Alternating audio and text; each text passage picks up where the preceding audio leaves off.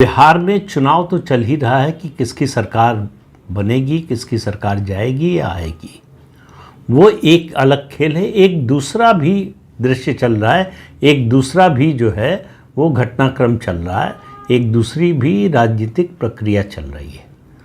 और वो प्रक्रिया चल रही है आरजेडी और कांग्रेस के बीच में। आरजेडी और कांग्रेस, बल्कि कहें कि तेजस्वी यादव और राहुल गांधी एक दूसरे को निपटाना चाहते हैं।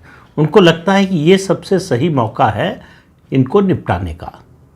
दोनों कोशिश कर रहे हैं एक दूसरे को निपटाने की। जरा कारण जानने की कोशिश करते हैं कि आखिर क्यों। आरजेडी को लगता है कि कांग्रेस पर निर्भरता उसको नुकसान पहुंचा रही है, और उसका आधार सबसे बड़ा उसका है 2020 का चुनाव का नतीजा।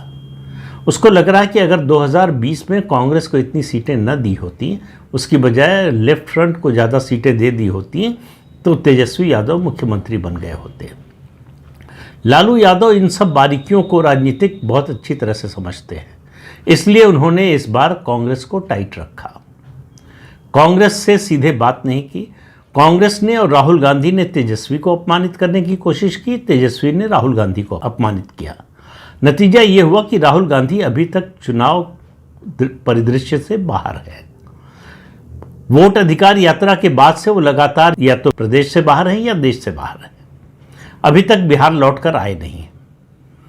तो बिहार लौटकर आएंगे ऐसी सूचना मिल रही है कि शायद आज आ जाएं या आजकल में किसी भी दिन आ सकते हैं। हो सकता है ना भी आएँ, अभी और देर लगे। लेकिन इतना तय है कि दोनों के बीच में जो खटास आई है संबंधों में, वो तात्कालिक नहीं है, स्थायी है, क्योंकि ये राजनीतिक अस्तित्व की लड़ाई है। कांग्रेस को लग रहा है कि हमारा जनाधार आरजेडी ले गई है, तो अगर कांग्रेस को रिवाइव करना है बिहार में तो आरजेडी का खत्म होना ज़रूरी है। तो आरजेडी को भी समझ में आ रहा है कि अगर कांग्रेस को रिवाइव किया हमने तो खतरा हमारे ऊपर आएगा। तो कांग्रेस को एक सीमा से ज़्यादा वो बढ़ने नहीं देना चाहती है, और कांग्रेस को लग रहा है कि अब वो समय आ गया है कि निर्णायक हो लड़ाई। तो पहले तो मांग की सीटों की ज़्यादा कि 70 सीटें चाहिए। आरजेडी 51 से ज़्यादा देने को तैयार नहीं थी, वो भी इसलिए कि गठबंधन बना रहे। 61 सीटों पर कांग्रेस ने लड़ने का फैसला किया। एक तरह से सहमति बन गई, हालांकि उसकी औपचारिक घोषणा कभी नहीं हुई।